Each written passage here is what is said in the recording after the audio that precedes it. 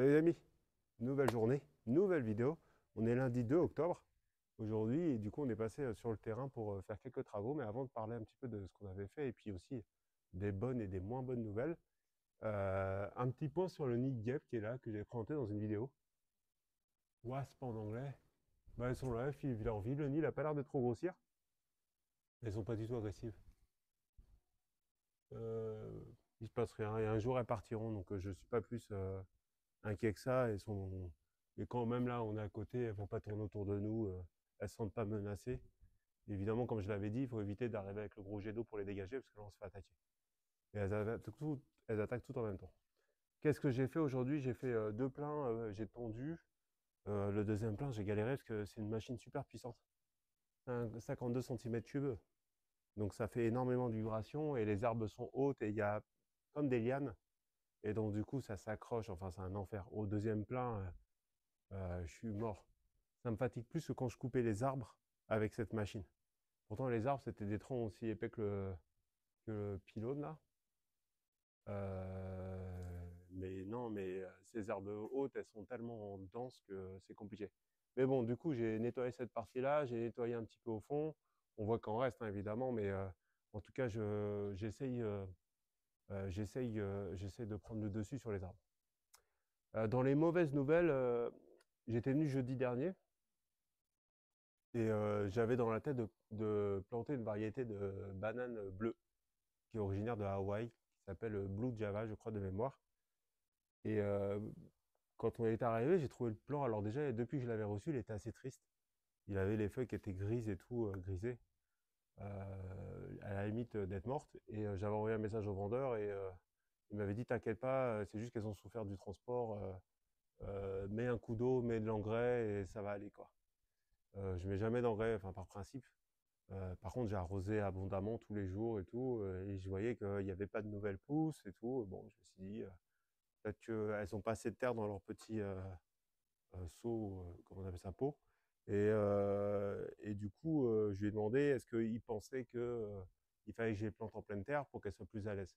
Il m'a dit, ouais, pas de problème, tu peux y aller. J'arrive sur le terrain avec le plan, et quand je récupère le plan, il est comme un peu cassé, quoi. Je le prends dans la main, il me reste dans la main, en fait, et je vois que tout le tronc à l'intérieur est noir et pourri, en fait. Donc, en fait, la plante était morte quand elle est arrivée, elle était déjà morte. Il restait des feuilles vertes, je sais pas ce qui s'est passé, je sais pas si elle a pourri à cause de l'humidité dans le transport, enfin, j'en ai aucune idée. Donc, du coup, ni une ni deux, je prends une photo, quand je rentre, ici, j'ai pas de signal, je lui envoie un message. Bah, tiens, on va marcher en même temps. Et, et il me répond très vite. Et il me dit, pas de problème, dis-moi ce que tu veux, est-ce que tu veux un remboursement ou est-ce que tu veux un nouveau plan et je te l'envoie, il n'y a aucun problème. Et j'ai trouvé ça super cool, j'ai pas eu à négocier, il m'a pas dit non mais ça c'est pas mon plan, tu essaies de m'arnaquer, machin. Il a été hyper bienveillant, et tellement bienveillant que je me suis dit, bon le pauvre, si je lui fais, parce qu'ils envoient ici au Mexique, ils envoient soit par FedEx, soit par DHL les plans, et ça a un certain coût en fait. Et je me suis dit, bon, bah, il a l'air assez honnête comme monsieur, bah, je regardais ce qu'il a dans son catalogue et peut-être que je vais lui acheter un autre plan, comme ça il va grouper des plans et lui je sais qu'il peut faire en fait il peut mettre plusieurs arbres dans un seul envoi, ça lui coûte le même prix. Donc j'ai regardé sur quoi je suis tombé sur des variétés de bananes. Alors il y en a une mexicaine qui est rouge et une rose. Donc je me suis dit, allez, bon bah comme ça j'aurai bleu, rouge, rose et bien sûr les jaunes normales. Et donc, du coup, je lui ai envoyé un message, je lui ai dit, qu'est-ce que tu en penses si je t'achète d'autres variétés de bananes et que bah, du coup, tu me rajoutes juste cette variété de Hawaï dans le paquet, comme ça, tu n'auras pas à payer les frais de port au moins. Et bien, ah, c'est super gentil, si tu fais ça, bah, du coup, je te donnerai un cadeau et tout. Le gars était super content, il m'a dit merci pour ton aide, on apprécie beaucoup et tout. Ah, je suis bon. Je suis déjà, le pépiniériste, c'est pas des métiers qui sont connus pour faire des fortunes. Le gars a tout de suite été honnête. Tiens, je vais te donner la main pour que tu puisses passer cet endroit. Il a été tout de suite honnête et il n'a pas cherché à négocier quoi que ce soit. Il a été bienveillant. Euh, bah voilà quoi. Donc du coup, bah, autant, autant l'être. Et en plus, moi, je suis super content. J'ai trouvé une excuse pour acheter deux plans de plus. Là, ce que j'aimerais montrer, c'est la bonne nouvelle. Donc la mauvaise nouvelle, c'est que j'ai pas pu planter mon plan de. Oh, un joli aigle. J'ai pas pu planter le plant de banane, mais c'est pas grave, il va me l'envoyer bientôt, donc je vais le planter d'ici peu. Mais la bonne nouvelle, c'est ça. Le grenadier, c'est un arbre que j'avais jamais eu en fait. Je l'avais vu quand on était en Asie, mais voilà, je connaissais même pas les fleurs en fait en vrai, je les avais vues que sur des photos. Et donc à chaque fois qu'il y avait des fleurs, tiens bah là il y en a une, je savais pas comme ça un peu bombé si c'était un fruit ou c'était une fleur. Bon, ça paraissait vraiment être une fleur et tout. Et bah quand on est venu jeudi, on a vu la différence. Ça c'est le fruit, ça y est, on a déjà deux fruits qui poussent. Un, deux. C'est que le début, ce plant il a 4 mois. Enfin, il n'a pas 4 mois, il est plus âgé que ça, mais ça fait 4 mois qu'il est planté en pleine terre et déjà il commence à faire des fruits, donc il a encore plein de fleurs un peu partout. Donc ça, c'est génial en fait. C'est vraiment génial. Donc il fait de très jolies fleurs. Ça, c'est un plant de grenade qui est originaire du coin, du Yucatan. Mais là-bas, j'ai une grenade noire, là-bas, dans le tas, et de pas encore planté. Alors, là-bas, j'ai deux grenades proches du mur, j'ai deux grenades aussi du Yucatan, mais de pas encore planté, j'ai deux grenades variété israélienne qui s'appellent Mola, qui sont des très grosses grenades en fait. Et ça va être super chouette en fait. Ah, les aigles, ils sont de passage. Hein. Regarde, ils volent bas. Hein. Donc ça, c'est cool de voir les premiers fruits plantés au bout de leur nez sur le terrain. Ça fait super plaisir. Et bah tout le reste va bien. J'ai fait un petit tour. Là, j'ai juste mis aujourd'hui un tuteur sur l'olivier, pardon, parce qu'il fait 1,80 m, il est assez fin. Donc du coup, il penchait furieusement. Mais sinon, tout le reste, je suis allé voir et il y a rien de particulier, tout va bien. Le petit bananier qu'on a planté, des bananes petites, qui s'appelle Dominique, bah, il fait des pousses, donc lui, il fait sa croissance tranquillement. Je sais pas combien de temps ça va mettre avant de produire, mais je suis pas inquiet. Ici, les bananes, il y a beaucoup, ça pousse facilement. Et après, bah, tous les agrumes, ça c'est un agrume, là il y a un autre agrume là, il y a des agrumes un peu partout, tous ceux-là vont bien, ils se plaisent bien ici dans le coin. Et après, j'ai planté des trucs un peu plus exotiques comme du durian, le fruit du jacquier, ce genre de choses. Et ça, pour l'instant, il n'y a pas de problème. Qu'est-ce que je voulais? Ah, si, une fois, j'avais dû rester tard sur le terrain parce qu'on faisait des travaux. Enfin, il y avait un ouvrier qui venait nous aider à résoudre un problème qu'on avait dans la petite maisonnette. Et bah, du coup, j'ai attendu qu'il finisse et il a fait nuit. Et quand il a fait nuit, je me suis rendu compte qu'il y avait des scintillements. Et en fait, on a des lucioles ici. Alors, c'est pas des millions de lucioles. Hein, c'est pas. Nous, on avait été une fois. C'était où? À Kuala Lumpur, je crois. Il y a des colonies de lucioles énormes. Ça fait comme un sapin de Noël gigantesque qui clignote. Mais là, on voit des petits clignotements. Donc là, j'ai fait une vidéo. Ça se voit pas des masses. Mais je vais essayer de vous mettre le petit passage où on voit le clignotement et je vais essayer de vous le faire apparaître pour que vous puissiez sachiez où regarder. Et c'est super en fait. Et c'est ça que j'aime bien sur ce terrain, c'est qu'à chaque fois que je viens, je découvre des nouvelles choses. Surtout qu'en plus, maintenant qu'on a planté et qu'on a défriché un petit peu cette partie-là, il y a énormément de papillons, il y a énormément d'insectes en tout genre. Ça sera encore plus vrai quand on aura la mare. Mais la mare, ça nécessite à peu près 1000 euros d'investissement. Hein, on avait fait le trou. On avait fait le trou ici, juste à côté du jardin en trou de serrure. On avait fait le trou là, pour profiter, pour que le jardin en trou de serrure profite de l'écosystème de la mare.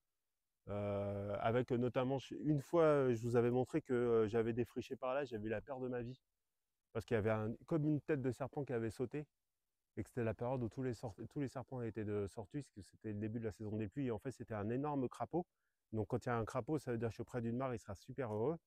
Et donc du coup, en fait, là, je le fais pas parce qu'il y a 1000 euros d'investissement, donc il faut acheter la première bâche un petit peu épaisse pour protéger les racines et des cailloux, la bâche EPDM, qui ici est très peu utilisée, donc je serai obligé de l'acheter en import, donc ça aura un certain coût.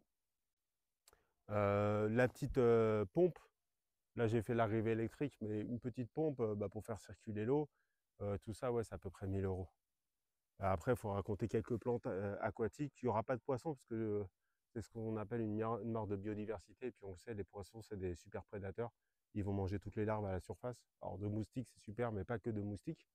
Et du coup, quand on met des poissons, bah, il y a déjà beaucoup moins d'autres animaux qui viennent s'installer. Et moi, je veux qu'il y ait des libellules, je veux des têtards, enfin, je veux des crapauds, enfin, je veux de la vie. Et puis, je veux surtout que ça en profite à ce petit jardinet qu'on a fait et qui vit sa vie, que j'ai toujours pas arrosé. Alors, on voit que le basilic, il était en fin de vie là. Mais comme il y a pas mal de graines, parce qu'il est monté en graines qui sont tombées au sol, je pense qu'il va repartir. De toute façon, ça, je m'en sers comme dans un labo. Alors, on voit tout ce qui marche. Et on voit que ça, c'est la lavande.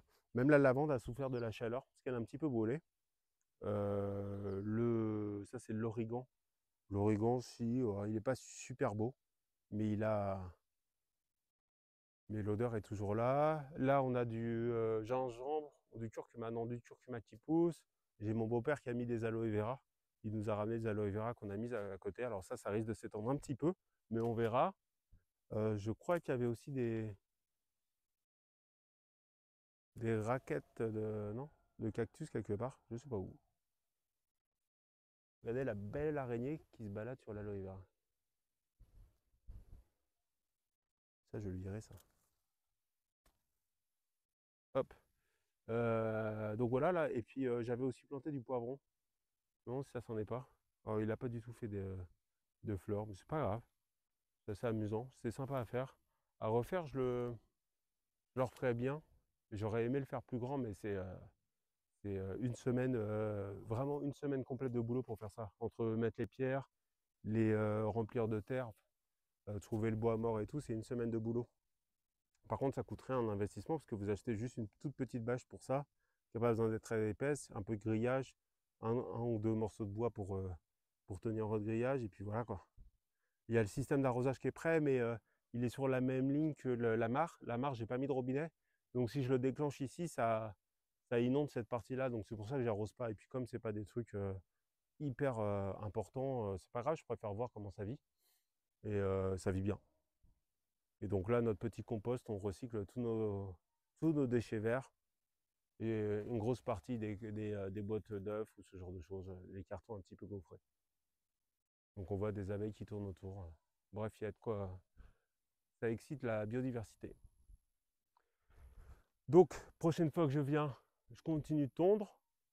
La fois d'après, je me réattaque aux trous. Donc j'avais dit, il faut que je sorte les pierres des trous, il faut que je commande de la terre pour les remplir et que je plante la vingtaine d'arbres. J'ai un peu plus de 20 arbres en cours d'acclimatation. Là, il me reste une quarantaine de trous. Donc après, j'aurai encore une vingtaine d'arbres que je pourrais planter. Et une fois que j'aurai aménagé toute cette zone-là, je pourrais passer à cette zone-là, réfléchir à ce que je veux mettre. Il y a aussi près des, comment on dit ça, des piliers hein, qui soutiennent le toit. J'aimerais bien mettre des gros, comment on appelle ça?